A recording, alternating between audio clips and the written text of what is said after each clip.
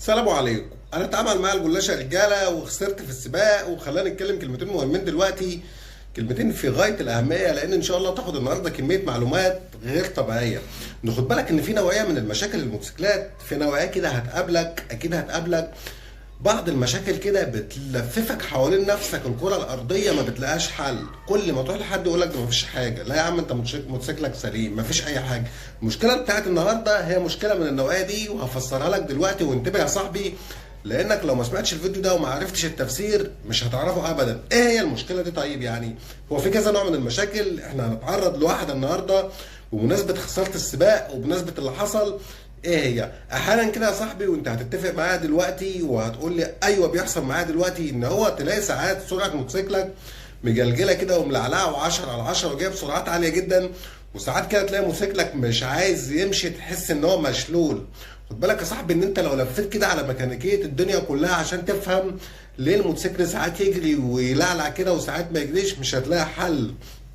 كل ميكانيكي هيقول لك وريني كده، وهيركب هرجع يقول لك موتوسيكلك ما فيش فيه حاجه، سليم 10 على 10. خد بالك يا صاحبي، هم الميكانيكيه هنا مش غلطانين.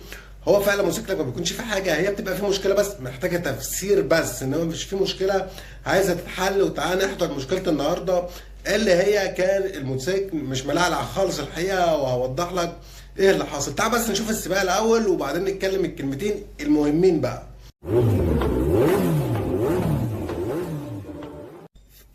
اهو انا داخل على الموتوسيكل ده. خد بالكم الموتوسيكل ده من الواضح ان الموتوسيكل متزن وكويس، سواء كمان شكله سواء متمكن قوي وواثق في نفسه وموتوسيكله قوي. تمام. انا بقرب منه اهو. انا دلوقتي، هو دلوقتي مش دريان بيا طبعا، انا داخل على عادي، هو مش في الدنيا خالص، هو في دنيا غير الدنيا بتاعتي خالص. انا كده هعدي، انا هعديك دلوقتي. انا سرعه الموتوسيكل حوالي 107 108 دلوقتي وانا قصاده. طبعا ده معناه ان هو اقل من كده، طالما انا بعدي فهو اقل، هو مش كمان مش نفس السرعه، لا هو اقل. اهو السرعه 108 109 انا عديته. خدوا بالكم هو شد ورايا دلوقتي. تمام. هو على طول حس ان انا كده ايه، سبحان الله، احنا عندنا حاسه سبعه كده بنفهم بعض يا رجاله. شد ورايا دلوقتي. هو تعب قوي لما جابني لسبب واحد، مش لان سرعتي اعلى منه ولا حاجه. انتوا شايفين السرعه دلوقتي عندي 109 108 110، يعني مش اعلى حاجه، يعني السرعه عاديه يعني. تمام. انما هو تعب برضه لان الحته دي في الطريق مكسره. انا حافظ الطريق، حافظ الحته دي كويس، فانا بجري فيها كويس على 109 اهو، 110 اهو. انما من الواضح ان هو مش عارف يجري فيها. ايه اللي اكد لي ان هو مش عارف يجري فيها؟ لان هو بعد كده في السباق دلوقتي هنشوفه كان سرعته كويسه قوي وعمل معاه الجلاشه يعني. فمعنى ان هو تعب معايا في الحته دي، فاذا الطريق زي ما انتم شايفين كده ملخبط. ممكن يكون هو مش حافظه زي ما انا حافظ الطريق، فهو راجل بيحاسب يعني مش عارف يجري، وعشان كده هو اتاخر شويه على ما يوصل عندي. السرعه عندكم 108 زي ما انتم شايفين اهو، 109. تمام. اهي 107 108 109 110 يعني السرعه تمام، مش احسن حاجه خالص يعني. انما هو برضو مش عارف يوصلني، زي ما قلت لكم الطريق مش مساعده يعني. تمام. طبعا لو هو ما عدانيش بعد كده كنت اظن ان انا هو مش عارف يوصلني عشان انا سريع قوي يعني. ان هو سرعه موتوسيكلي مش احسن حاجه، في نفس الوقت هو خد وقت عشان يجيبني. مهم. هو شادد ورايا دلوقتي، شادد. مهم. انا هنا داخل على مطب بهدي. خدوا بالكم يا رجاله ان انا بعد المطب انا حسيت كده ان هو مش عارف يجيبني بقى ولا ايه، فخلينا نهدي اللعب كده عشان الراجل يجي بقى. لان من الواضح كده ان هو يا اما بقى مش عارف يجري، يا اما في حاجه معطلاه، فانا هديت اللعب خالص. يعني اللي هو خش قدام انت يا عم وبعد كده انا اجيبك يعني. تمام. هيعدي عليا زي الطياره دلوقتي، خدوا بالكم.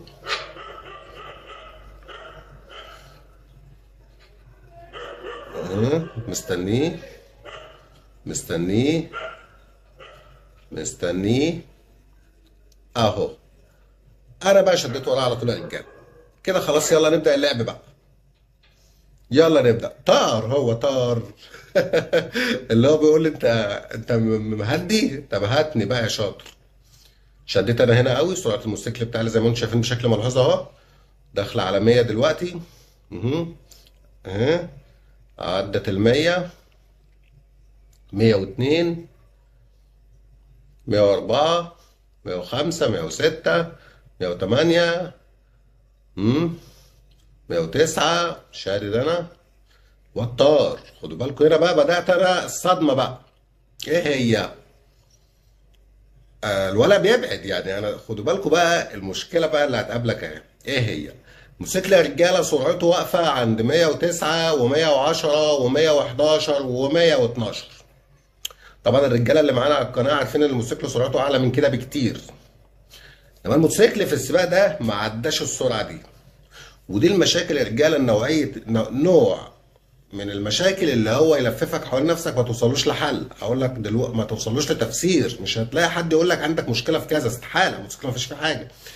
امال ايه اللي بيحصل؟ ايه اللي يجي لك في وقت كده تلاقي سرعتك، لو انت جديد معانا على القناه فانت ممكن تظن ان دي سرعه الموتوسيكل اصلا يعني. لا، هسيب لك فيديو يظهر فوق هتشوف سرعه الموتوسيكل الطبيعيه يعني. انما ده كان السرعه ما عليتش. وهقول لكم طبعا في اخر الفيديو ايه اللي حصل بالظبط، وهفسر لكم كل ده عشان لما يحصل معاك تلاقي سرعه موتوسيكلك بتعلى احيانا وما بتعلاش احيانا، تبقى فاهم تفسيرات القصص دي، تفهمها كويس وتعرف ايه اللي حاصل يعني. ما تقعدش تلف لان مش هتوصل لحل اذا ما سمعتوش هنا. السرعه 109 110، السرعه يا رجاله ما بتعلاش على كده، مش راضيه تعلى. اقول لك على حاجه انت ما تعرفهاش، انا مقفل باكت البنزين دلوقتي. هتلاحظ هنا 3 حاجات، خد بالك عشان الكلمتين دول هنحتاجهم دلوقتي. انا بدات اتسطح على الموتوسيكل اهو، بدات انام على الموتوسيكل، ما السرعه مش راضيه تعلى. اول ما نمت على الموتوسيكل خد بالك عشان دي هتديك معلومه مهمه، السرعه رفعت ل 117 118. انا كنت عاوز اوصل لحاجه، خلينا اتسطح، خلينا اشوف الدنيا ايه، الموتوسيكل سرعته مش راضيه تعلى ليه اصلا، مش راضي يجيب سرعته ليه. بس انا طبعا اتعدلت تاني على طول لسبب واحد، لان انا دلوقتي المفروض ان انا في سباق ولازم السباق يبقى شريف. هو الراجل مش متسطح على الموتوسيكل، انا اتسطح ليه؟ خد بالك كمان في حاجه كمان يعني اصعب من كده كمان، العن من كده كمان، وانا اقولها لك دلوقتي. شايف اول ما انا اتعدلت على الموتوسيكل تاني السرعه رجعت تاني عند 109 و110 و111 و112. الشويه اللي انا اتسطحت فيهم السرعه رفعت ل 118. اما اتعدلت رجعت تاني اللي هو عند السرعه اللي هي مش راضيه تعديها. هتلاحظ هنا بقى يا صاحبي 3 حاجات. اول حاجه انا مقفل بكره البنزين، خد بالك يعني ما عنديش حاجه تاني، مش سايب حاجه تاني. تاني حاجه السرعه واقفه عند 109 110 111 و112، ولما اتسطحت رفعت ل 118. سيبك من التسطح ده، خلينا في السرعه العاديه من غير تسطيح. فاحنا دلوقتي هنبني على 111 112 لانه الراجل مش متسطح على الموتوسيكل. تمام؟ يبقى بكره البنزين متقفله، السرعه 111 112. لو ركزت في الار بي ام هتلاقيه عند 7000 دوره في الدقيقه، يعني في 2000 دوره في الدقيقه ما يجوش يا صاحبي، ما جوش. تمام؟ ليه ما جوش ليه؟ طيب ده اللي احنا هنعرفه دلوقتي. يبقى الار بي ام مش واصل للاخر، مقفل بكره البنزين، السرعه واقفه عند 109 110. ادي 109 اهي مش راضيه تعلى، والواد طار، هو اختفى. هو انا خسرت كده يا رجاله، انا ما بقربش منه، ده هو بيبعد يعني. حتى هو ما عادش ظاهر في الكاميرا خالص، هو بيبعد. انا خسرت السباق دلوقتي. خد بالك ان هو هيبدا يظهر. تمام؟ وهو مش هيبدا يظهر عشان انا هكسبه، لا لا لا خالص. هي العمليه وضحت كده، هو سرعته اعلى من ال 109 اللي عندي. انما هو بيبدا يظهر ليه بقى؟ بيبدا يظهر يا رجاله لان هو من الواضح انه ريح. اللي هو بقى ايه، انا ما جبتوش خلاص يعني، مش هيفضل شادد هو طول الطريق يعني. اهو ظهر اهو، بس من الواضح انه ريح، لان في الوقت اللي انا كنت شادد فيه هو كان شادد فيه، هو كان بيبعد. فخلينا نكون منصفين ونقول الحق في غياب الراجل، هو مريح. ولذلك لما انا عديته دلوقتي هو شد ورايا بقى. هيجيبني؟ هيجيبني. انا على اخر كده. تمام؟ هيجيبني. السرعه دلوقتي 105 106 107 108 زي ما هي، ما بتزيدش. خليه هو شد ورايا، هو كان مريح لما انا جبته، فشد تاني بقى دلوقتي. يلا خلينا نشوف هيجيبني ولا لا. يعني بص يا رجاله اتعمل معاه الجلاشه والله. هيظهر ولا ايه؟ انا شادد يا رجاله، انا مش مريح. لاحظ 3 حاجات، السرعه واقفه عند 109 110 111 112، باكه البنزين متقفله، الار بي ام عند 7000، ما عداش ال 7000، يعني الموتوسيكل لسه فيه بس مش قادر يجيب. خلاص كده يا رجاله. هيظهر ولا مش هيظهر؟ هيجيبني ولا مش هيجيبني؟ هيبدا يظهر دلوقتي. خلاص. انا على اخري، انا بقول للموتوسيكل يا ابني اهو ظهر اهو يا رجاله على الشمال اهو، هيظهر تاني وهو مرتاح، وهقول لك على الخيبه اللي اكتر من كده كمان. امم فين هو؟ يظهر يا ابني. انا 110 اهو، 109 اهو، اهو ظهر هو يا رجاله، وظهر مرتاح. يعني مش بالعافيه، لا بيفرق بشكل ملحوظ، شكل واضح. بالاضافه بقى، وخد الكبيره بقى، سيبك من اللي فات ده كله. الكبيره بقى، الراجل اتنين راكبين الموتوسيكل وانا واحد. فاهم انت ازاي؟ يعني والله العظيم اتعمل مني بسطرمه. اهو اتنين راكبين وانا واحد، وفرقني ازاي؟ شديته وراه ما قدرتش اجيبه، راح مريح، وصلت عنده وعديته وراح جايبني. خلاص كده يا رجاله، ده اللي حصل دلوقتي. انا هعديه دلوقتي طبعا، بس مش هعديه لان انا كسبته. خلينا نكون منصفين ونتكلم في حق الراجل في غيابه. هو بعد ما اتاكد ان خلاص ان انا مش هجيبه ريح بقى خلاص، وانا اصلا انا كده كده رجاله في السفر بيبقى دايما شادد يعني. تمام، انما هو شكله من النوع اللي مش هياخد الطريق كله شادد. انا بعدها بس هو ريح يا رجاله خلاص. تمام كده. طيب اول سؤال يا رجاله، اول سؤال، الار بي ام ما عداش السبعه عليه. تاني حاجه السرعه، وانتوا عارفين الناس اللي معايا القديمه، ما زادتش ليه عن ال 109 110 111 و112؟ ما زادتش، ما وصلتش عند ال 118 لما انا اتسطحت. بس قلنا سيبك من التسطيح، ليه ما زادتش عن ال 112؟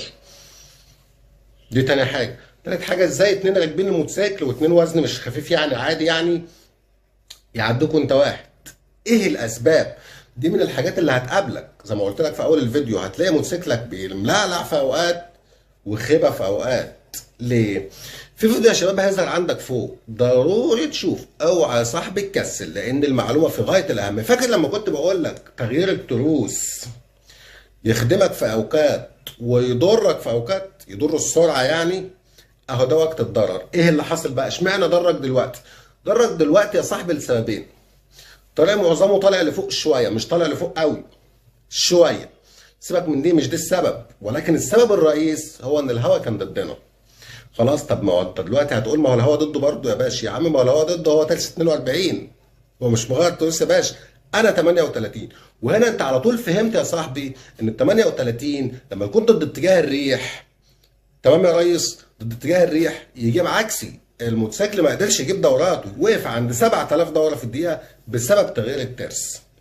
وده يا رجاله الكلام اللي انا بقوله لكم، اللي هو ايه بقى؟ اللي هو مش كل حاجه تغيير تروس. تغيير التروس زي ما قلت لك، شوف الفيديو اللي ظاهر فوق، الموضوع في غايه الاهميه. لان معظم الناس، نسبه عاليه من الناس، واحنا اتكلمنا في النقطه دي اكتر من مره، نسبه عاليه من الناس سرعه غير تروس، يروح مغير، وبعدين يجي يشتكي يقول السرعه ما زي ما هي، غيرت تروس زي ما هي، يقوم يصغر اكتر. يعني انت خيبه، انت صغرت سنه ما ظبطتش احيانا، ساعات كنت ضد الهواء تضرك، مش ضد الهواء تخدمك، وهكذا.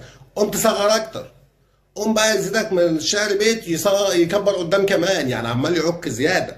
تمام يا رجاله. ودي المعلومه اللي انا عايز اقولها لك يا صاحبي، احنا قلنا لك قبل كده، انما بناكدها لك عملي على الطريق دلوقتي، اللي هو تصغير الترس الخلفي يا شباب او تكبير الترس الامامي. تمام، مش على طول هيخدمك في السرعه، في حالات يخدمك فيها وحالات يضرك فيها. تمام، ليه يضرك؟ لان الرحله وما قبلك الموتوسيكل محتاج عزم عشان يدفع الريح. اهو العزم ده انساه مع تصغير الترس الخلفي، انساه. مفيش عزم في الموتوسيكل، يتاثر قوي وبشكل ملحوظ لو انت ضد اتجاه الريح. تخيل بقى ان انت لو لفينا انا والراجل ده الناحيه الثانيه وراجعين، ما كانش هاكل معاه بتاعت تعريفه دي، كنا هنبقى مع الريح، وهنا الترس كان هيخدم قوي. تمام يا رجاله. ودي فكره تصغير التروس واضرارها وتاثيرها على السرعه. ما انت راجل بتصغر اساسا، يبقى السرعه في دماغك. خد بالك يا صاحبي، زي ما قلت لك اكتر من مره في اكتر من فيديو، ان تصغير التروس ما يخدمكش دايما في السرعه، يخدمك في حالات وحالات. وفي فيديو ظهر فوق من شويه اللي انا قلت لك عليه، لو حابب تشوفه رجع الفيديو كده لحد ما يظهر عندك فوق تاني وشوفه، هيديك فكره كامله عن فكره تغيير التروس. احنا يا شباب دلوقتي ركبنا التروس ال 42 وركبنا ال 38، وقلنا لك القصه كلها وتاثيرها في السرعه، ودي بتبقى سرعتها ايه ودي بتبقى سرعتها يا رجاله. وزي ما قلت لك الشباب اللي اول مره تشوفنا، دي مش سرعه الموتوسيكل خالص يا رجاله، الموتوسيكل سرعه ثانيه خالص. انما زي ما قلت لك برده في حالات احنا كنا مركبين ترس 38 اصلا عشان تجربه القصه دي. تحت جميع الحالات حبيت انا اقول لكم الصوره كامله، الصوره اللي هو انت مش ضد الريح، الموتوسيكل بيجيب سرعه كام. تمام، والفيديو ظهر برده فوق من شويه واصل 130 ضد اتجاه الريح ما بيعديش ال 112، والار بي ام ما بيجيبش عدد لفات الموتور، ما بيقدرش يجيبها يا باشا، مفيش عزم يا باشا. تمام. والسلام عليكم ورحمه الله وبركاته.